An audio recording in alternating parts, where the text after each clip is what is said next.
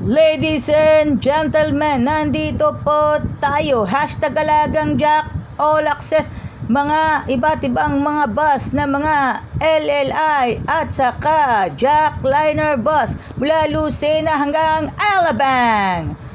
Okay mga kaibigan, sasamahan po tayo ang ating pagbabasa sa Paglapit kay Kristo, ang aklat na panlaban sa stress. Mga kaibigan po, tayo po ay dumako naman po tayo sa isang mahalagang babasahin. Wariin natin ang mga liryo. Itinuturo ni Kristo ang kanyang mga alagad. Ang mga bulaklak ay parang mga damdamihan na mag-iinaman sa simpleng kagandahan sa kanila ibinihis ng Ama.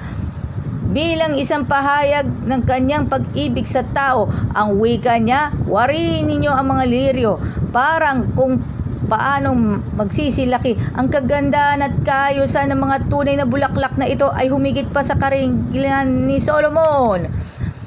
Ang pinakamainam na kasuotan ay likha sa katalinuhan ng sining na hindi mahintulad sa natural na hubog na maningning ng ganda ng mga bulaklak na ginawa ng Diyos. Itinanong ni Jesus kung pararamtan ng Diyos ng ganito ang damo sa ngayon ay buhay, sa kinabukas ay ipinanggatong sa kalan.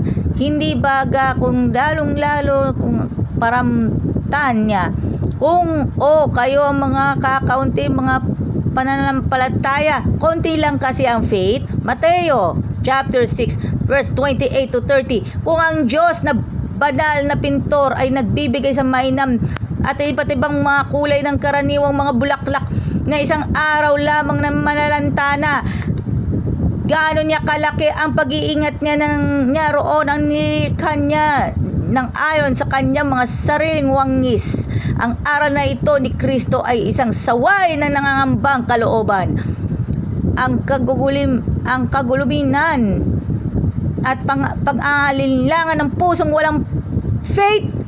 Nais ng Panginoon ang lahat ng mga anak na lalaki at babae na maging masaya. Meron na nga kayang tomboy at bakla, no?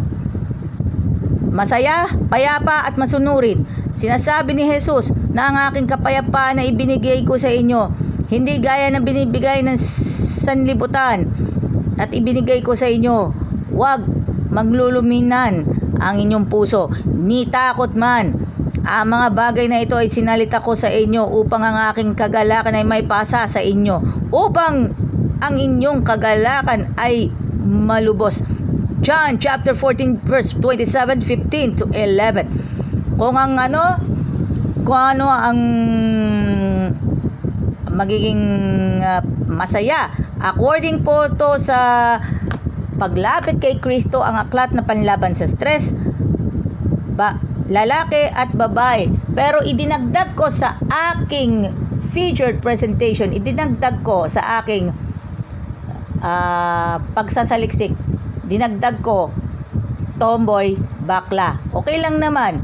Pero proud pa rin tayo kay Kristo. Alam naman natin, kung tayo ang ninanais ba ng Panginoon na tayo pa rin tayo ay maging masaya, payapa o masunurin. Kung kayo naman ang masunurin,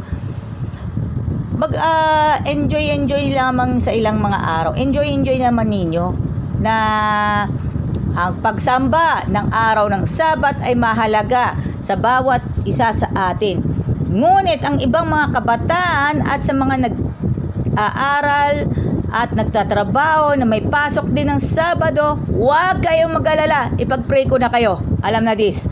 Pero dito po sa Jackliner, tayo ay Jackliner at LLI bus, tayo ay mag-quick recap po tayo at kasabay po ang ating babasahin sa Paglapit kay Kristo, ang aklat na panlaban sa stress. Kung tayo po ay mamarapatin na natin, tayo po ay maging masigla sa araw natin pamumuhay. Everyday life po natin isasagawa. Tayo ay tayo pa rin. Tayo ay isa lamang sa mga virtues. Sana po maging inspirasyon po ang mga kabataang Adventista. Kabataang Adventist, sana po maging ano kayo, honest din kayo mga kabataan, especially 7-day Adventist youth. Hopefully maging inspirasyon ninyo ang jackliner.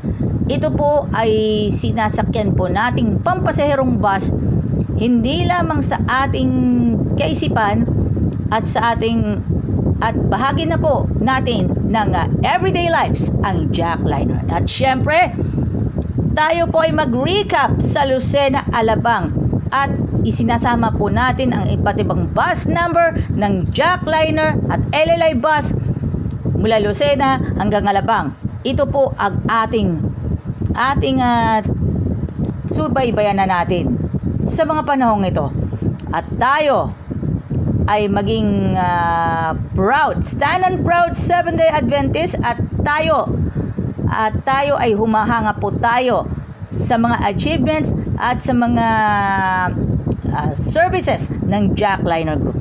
Thank you very much sa inyong lahat, at shoutout muna tayo kay Kuya Sunny Marsigan, Sir Ray Binondo, Ate Winona Solinapcredo, ang mga idol po natin sa transportation service at paglilingkod sa Diyos. Ang mga sumusunod nating mga kababayan po natin, dapat natin isaalang-alang po natin ang araw ng Sabat. Maraming salamat po sa inyong lahat. Pagpalain po tayo ng pong may kapal. At shoutout nga pala tayo kay Edgar Lawrence Quality from Santo Tomas, Batangas. Nelson Salahid ng Jackliner. Maraming salamat sa inyong pagsubaybay, at kasama po natin si Junior Talks Ramos. Naka-duty lang on board. Hello everyone, this is Joyan Montilla together with Junior Talks Ramos. Together with J.E. Palma, as turn to you to experience Jackliner Bus 148 Lucena Alabang route. Yan, shout out. Let me remind you, always beginning of the best of the best. The best of the best. Here, the Lucena Alabang route. Laban tayo, guys. Laban tayo, mga kaibigan. Alabang magmamahal dyan. Maraming nagmamahal sa inyo dahil tayo ay nagmamahalan. Tayo ay tanging nasa pag-asa. Dito ka na? Up! Sa tamang babaan. Tamang baba ba? Kasi andito pa, nakamonitor pa si Kalamba Poso. Okay. Alam na this. Thank you very much. And of course, magbablog pa rin ako na isasakay ko yung mga pasahero. Okay? Yan, Alabang. Ibababa mo na. Sandali, mababa mo muna. Sige. Ibababa mo na. Ayun, sakay na. Yun. There you have it once again. Jackliner Bus 148. Thank you very much.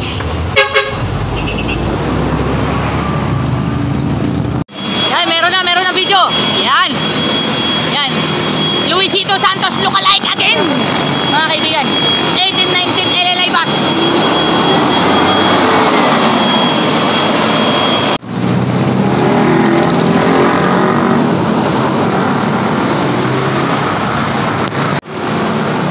Mga biyaheng Alabang po, mga kaibigan.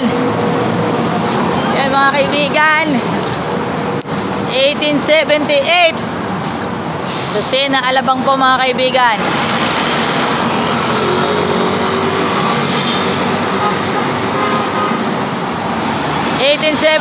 Lucena Alabang LLI bus po, mga kaibigan.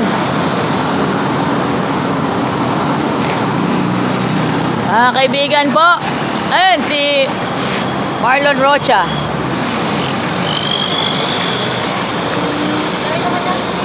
Mga kaibigan po natin, yan si Marlon Rocha.